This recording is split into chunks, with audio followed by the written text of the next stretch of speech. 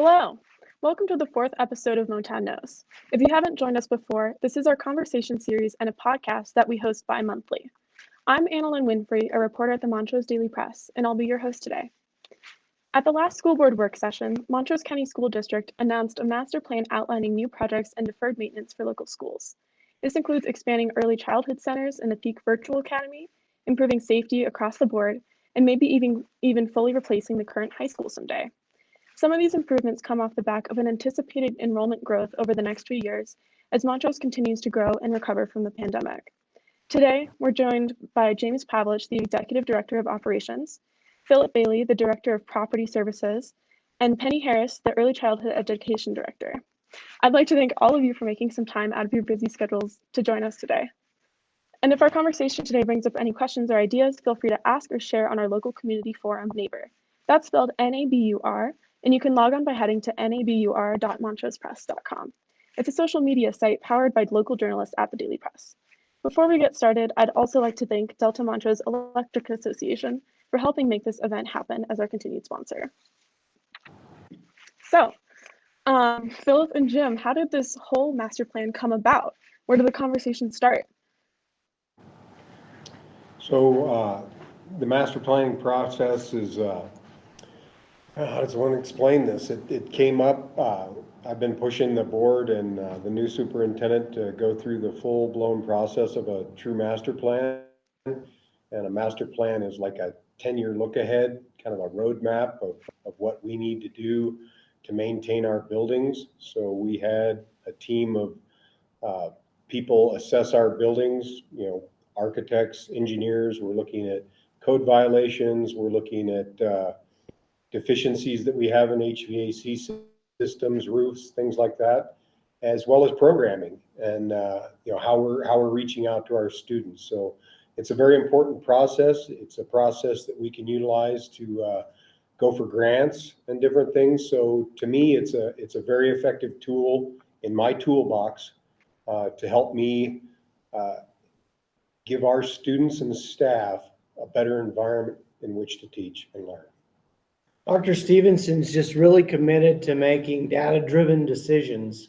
And, we went through an RFP process, or request for proposals, with a variety of different architecture companies starting about this time last year, and ended up settling with RTA, selecting RTA. And they've done a great process over the last year because, like Phil said, we want to make data-driven decisions, be good stewards of our taxpayer dollars, and ultimately create an outstanding learning environment in our schools.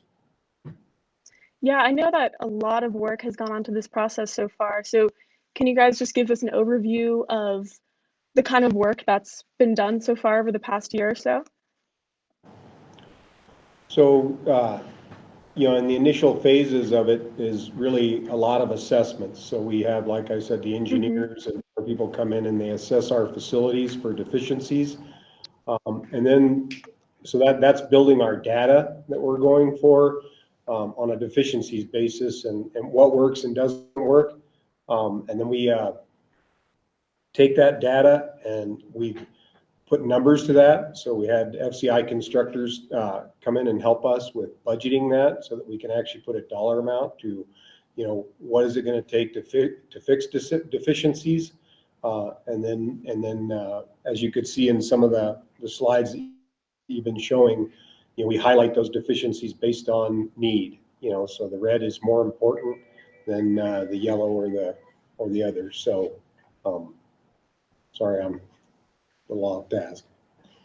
So no, it's all good. Like Phil's talking about, it started off with an assessment phase where we brought in experts in all the various facilities fields, from HVAC to ADA to architecture. And then we moved into speaking to all the stakeholders in the buildings. So RTA came and interviewed our principals and our teachers in our various programs. And then they took all that data and built those graphics you're seeing to prioritize what maintenance needs to occur first and what needs to occur later on. And then using that information, trying to forecast with demographics, like what's going to happen with our people in this community. Are we going to grow? Are we going to shrink? So we overlay that data over the top of the deferred maintenance and this, basically the condition of our buildings as they currently stand. And then begin to think about what that means for the future for Montrose County School District. Like, where should we be spending our money first? Where should we be spending it later on down the road? Yeah, and on that note, Penny, I want to bring you into this conversation because I know that the ECC program, the early childhood program, is one of the biggest needs identified in this so far in the process. So can you talk about what the current needs of the Child Care Center are as it stands today? Currently, we exist on 3 different sites. We have 2 classrooms at Johnson Elementary, 4 classrooms at Olathe Elementary, and then 9 classrooms here at the district campus. And we are 100% modular buildings. What we're looking at right now is we're serving the needs of the community right now, but in the future, when we look at universal preschool program and Head Start's federal requirement that we move to 100% full day for Head Start children, we really we're landlocked. I can't expand because we just don't have the facility to expand in. Under the circumstances where we are a child care desert, we can't even help support the community's needs in offsetting some of those child care needs. We just don't have any room to grow. And how do you see that manifest as the director of the ECE program? Like, are there a lot of kids on the wait list to join? And how do you deal with that overall shortage? The majority of our children are eligible for our funding sources. And so we do a nice job at the district serving those eligible children in our school district. What we would like to see is that we have typical children, not necessarily eligible for our program, but children that can come in and receive quality education and not have to qualify, but could just be there because their parents want them there, or that they would benefit from having a quality early childhood setting to learn in. And Philip, I wanted to ask you, because I remember you mentioned this at the board meeting a couple of weeks ago. Why are modular buildings not the greatest, if you will? What's wrong with modular buildings, especially in a climate like here in Colorado? Well, they're a huge amount of energy goes into them and a huge amount of maintenance and upkeep. To early childhood centers require that we have bathrooms in them and sinks for the kids. We bring in meals. You have to have the program requires a certain amount of square footage for each student. So a modular limits your capacity to who you can serve, and just, given that the maintenance costs and things like that, it's not the most effective setting. We make it work, and I think Penny does a great job in doing that. It's just it limits how many kids we're going to be able to see and really give that early childhood instruction to and set them up for success in the main school. And Penny, what's it like for the teachers and students going to the center in a modular environment? How does that affect the learning experience? I will say our teachers have always done a phenomenal job just educating children and the best instruction they can. In the long range, Harvard did a study, and there's 5 elements that make quality early childhood. We have 4 of the elements. One is quality environments. And by quality, I mean we would have technology, we would have HVAC that would make the environments healthy. Just those elements in a K through 12 school that are important for learning. We know that that's just as important for young children. We serve the whole child, so not just educational, but health-wise too. We want to ensure that they're safe and healthy, and we meet the needs that they come in with. So, yeah. We've done it for 30 years. We've been with the program, we've been with the preschool or not the preschool, the school district for 30 plus years, and we've made it work. We just know that the quality environment is an element in quality education for early childhood. Mm-hmm. And aside from the early childhood center, what are some other of the biggest priorities that y'all have found out so far in this process? I think one of the biggest ones is that we're excited about getting from this process, which I think you guys showed the slide a second ago. It was priority number one, which is addressing our ongoing maintenance concerns. It's really done a good job of quantifying, qualifying, of prioritizing what we need to work on across the district and in what order we need to work on it. And so, you know, it's helping us determine that minimum maintenance threshold that we need to do to keep our buildings as safe and operational as possible. You know, talk about. Sorry, I'm just wondering. Sorry to interrupt. I'm just what exactly does that entail? Like replacing a leaky ceiling and making sure that the carpets are good. Like, can you just go into some more detail about what maintenance actually means? Yeah, I think so. I think Phil can speak to that. So, you know, maintenance Yeah. to the building's healthy. You know, a big part of what we look at are roof leaks, right? And then HVAC.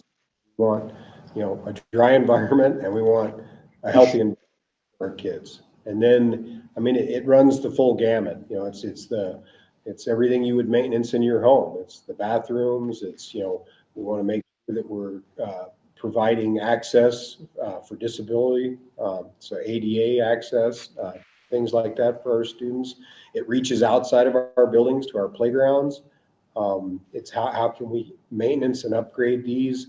What do we need to do to really meet the needs of all students on an equitable basis? So you know, the ideas that I see from it, this is a working tool for me, and it's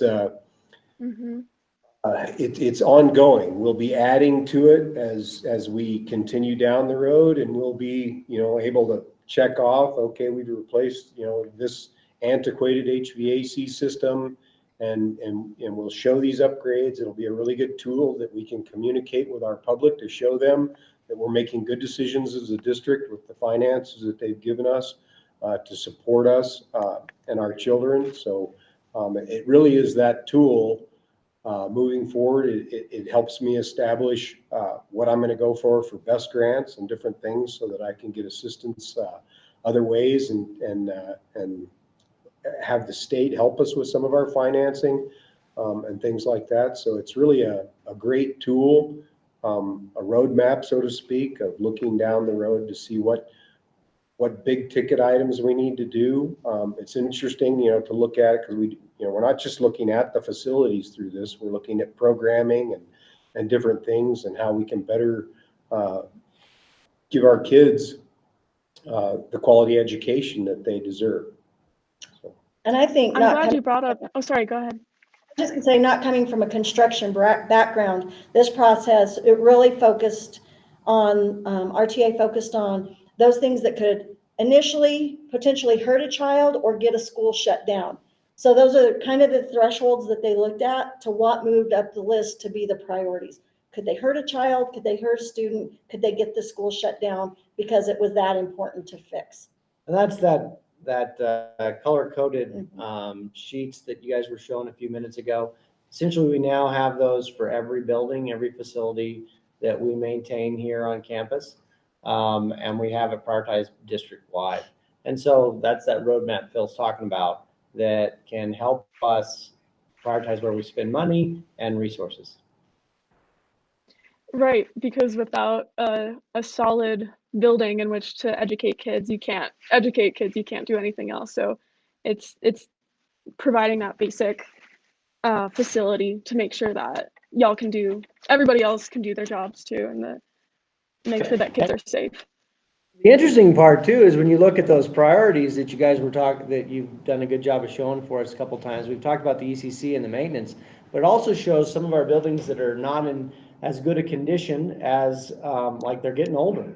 and it prioritizes what systems we replace in there. So if we have a building that is going to reach end of life sometime in the near or not too distant future, it helps us prioritize where we're going to spend money in those buildings, and how to spend it to keep them in good shape. So buildings that we know we're going to keep forever, like Olathe Middle School, or not forever, but we're going to keep for the near term and improve, is Olathe Middle School, High School, and Centennial Middle School. We've spent money on those over the past couple decades, and we're going to prioritize some improvements in those buildings over some of our buildings that are getting closer to end of life. Mm-hmm. Well, and I know a couple years ago, the Columbine Middle School was scrapped and a new beautiful building was built from scratch. I know the high school is on there as well for something that could happen down the line to build a completely new building. Are there any other schools around the district where the building is just getting too darn old and you're thinking about making a major change? I'll let Phil take this in a second. I think it's important to say we have no building that we're worried about sending kids into tomorrow. Our buildings, Right. Phil and his crew have done a good job of maintaining and keeping our buildings safe across the district. But yeah, there are some buildings I'll let Phil speak to that are old. There's components of them that we may consider sometime in the future replacing. Yeah, I mean, again, buildings have a certain amount of life into them. And so this is also a communication tool with the public that we can express to them the need. You brought up the high school. We realize, I mean, that's a very expensive project to try and pull off, as you guys probably know from what's going on in Grand Junction. It's a big project to pull off. So you have to have the community buy into that, because that's who's going to support us in that. But we want to be able to show the data that, this building won't last forever. And, we're already busting at the seams. We're going to continue. So we can take care of certain things through programming and putting more onto peak, and moving some things around. But at some point, we as a community will outgrow our current high school. And then, so we, as really an important part of my job and our job as directors is to forward think this, to look at this. And by doing this process through the master plan, we're really getting that data driven. We've got the data in place to support that, at some point we will have to replace the high school. At some point we will have to do something. At some point, we should address ECC's needs. And that speaks to the community, right? That's not just us making the decision. The community will be very much entrenched in these decisions with us. Absolutely. And earlier you brought up funding as well, and you mentioned the BEST grants, which stands for Building Excellent Schools Tomorrow. It's a state-run grant program where the state matches funds for certain projects. But I wanted to talk some more about how to pay for these large, sometimes multi-million-dollar projects. There's BEST grants, of course, but what other ways can the school district fund these seemingly daunting projects? I'll talk early childhood specific. We know with the pandemic, the spotlight is on the fact that if we don't have early childhood settings for children to go, people can't work. So economically, the federal government and our state government is looking at ensuring that all communities have the capacity to serve children so that parents can work. And so there are some dollars going into facilities. So we're hoping that we can access potentially some of these federal and state dollars to help us build or improve our facilities. We have philanthropy grants that we can go after. Some communities have even done mill levies. I'm not saying that's where we're going, but we do know that schools, early childhood settings that have had success in facilities often go to their communities and say, we need support to build our facilities so we have somewhere to serve these kids. So there's some options out there in early childhood that may not be options for K-12. So I just wanted to outline those a little bit differently than I would the K-12 facilities. Ultimately, best Yeah, how are grant, things? when we put in for a best grant, we get 38 cents on the dollar reimbursement from the state in general. So 60% of that money has to come from either our budgets here that we get to run school, or it's got to come from the community. Phil can speak to how the options we had for funding when we decided to do Columbine, but that was a big enough project, you know, that we had to go to the community, and the community had to decide that was a need. You know, right now, what we're looking to do is we have dollars available through the COVID relief funds that have come in that we can use to upgrade and address some of the items on the deferred maintenance, specifically HVAC, you know, the heating and air conditioning systems in our buildings. It's a priority for expense for improvement from the federal government right now. So we will leverage those dollars that are available to improve those items on our deferred maintenance related to HVAC. When you get into HVAC systems, you know, Phil's passionate about you have things to do with the roof, because if you're changing out equipment, we're going to make sure we put it on a good roof. We're leveraging best dollars to address some of our security concerns, as you and I have spoken about previously, and I think we're going to talk about later on a specific time. But other options or ways that those are funded, I'll let Phil speak to. Well, yeah, it's our capital improvement budget. A certain amount of our money, you know, we set aside for capital improvements out of our general fund, and that typically is what we would use for our matching portion of funds to do improvements. And then, like Jim had mentioned, just right now with the COVID relief funds, you know, that's going to be a big part of helping us with our match, so that then we can hopefully take some additional capital monies to, if we need to replace that roof, because we're going to change the HVAC, and it now would be the time to do it. That's what we'll be doing. So it's just making good decisions with the money we have to do the projects we need to keep our facilities functioning to the best of our ability. At some point, you know, bigger projects, you know, we would have to reach out to our public. There's no plan on doing that anymore. Yeah, well, yeah. Right now we're not, but if that's something the community decides is needed and they want to take on a bigger project, you know, that's not something we can fund out of our annual budgets, you know. Well, and when you talk about reaching out to the public, what does that entail? Like, basically, what can you do to convince the community that spending tens of millions of dollars on a new school, despite the sticker shock, is the right thing to do?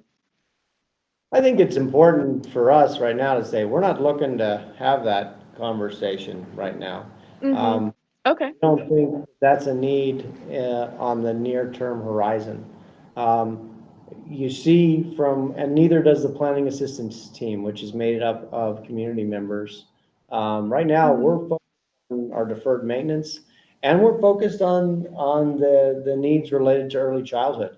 You know, we spoke to, that drives the economy in our community, having quality childcare. And I'll turn it back over to Penny to talk about that a little bit. But I think that is a total community need, and something that we can get around without having to, you know, get into the weeds on a major capital project. Over the course of the last year and a half, our state has approved universal preschool program across the state of Colorado. And what that is 10 hours of free preschool for all 4-year-olds whose parents are wanting quality preschool. That's driving the growth and the need of settings in our local community. In addition to that, we now have a Department of Early Childhood that's been approved. So most things early childhood will be moved into this new department. So there's lots of gears turning right now that are moving early childhood to the forefront of what's important in our state and at the national level. I can't express strongly enough that all of these gears turning right now are going to have a huge impact on our community, because we just had a child care needs assessment done, and we don't have enough slots in our community for parents to take their kids to get child care or early education, because there's not enough providers. And so to do in the next 18 months what our community needs to do, it's going to take a lot of effort and energy on the whole community's part. Yes, it is a school district issue because those children become our students, but it's also a whole community issue. If parents can't go to work, then our economy just, it stalls. So in the grand scheme of things, really the priority and what the state and national scope of early childhood looks like right now, the pandemic really brought to the forefront the necessity for early childhood care and education settings in every community to drive our economy. Exactly. Yeah, I feel like the pandemic brought so many other factors to the forefront, and the need for early childhood is just one of the needs that was highlighted. Well, to wrap things up, what are the parts of the plan of the process so far that y'all are the most excited about looking forward? Again, it's a very effective tool for my toolbox for me to deliver something that I know we're going to get the best bang for our buck out of, that we're going to really keep our facilities in good shape for our students and staff and the community, because the community uses our facilities as well. I think for me, the transparency, I've been in this community a long time, and to know that there's actually this master plan that the school district, it's a working plan, the community knows about it, the community can get behind it or give us advice or give us their opinions. It's important for our community to support our schools and our schools to support our community. So I think it's really important, that transparency piece that we have going on with this master planning project is probably the most exciting to me. Mm-hmm. I think what's most exciting to me is it allows all the members in our community, I'm just going to piggyback on what these two said, really, to understand what is the current condition of your schools. What needs are there in your schools right now? And as they understand that, like, what is the reality today, it helps us have an intelligent conversation about what do we want for the future of Montrose County School District. And so it allows for us to have an informed, collaborative discussion about where we're going, and for everybody to understand where we currently are. So like Penny said, it allows us to be transparent and to have a collaborative conversation about what we should do in the future. And how will the public be able to learn more about, like, for example, to look and see what's needed at their child's school, for example? Well, I think they can access a lot of that through our website. I know that we are standing up a master plan component on our website that they can access and go to their child's school and see how the building is currently being utilized, what deferred maintenance is, what the deferred maintenance is for that particular building, and all that. So their primary conduit for that is going to be through the website. They're also, I know we're going to be reporting out at our school board meeting. I believe it's the one in December. The final plan will be published in December. And so those are the two primary ways. I'm sure Matt Jenkins, our public affairs officer, will also be working with our local media to make sure people understand how to get to those places.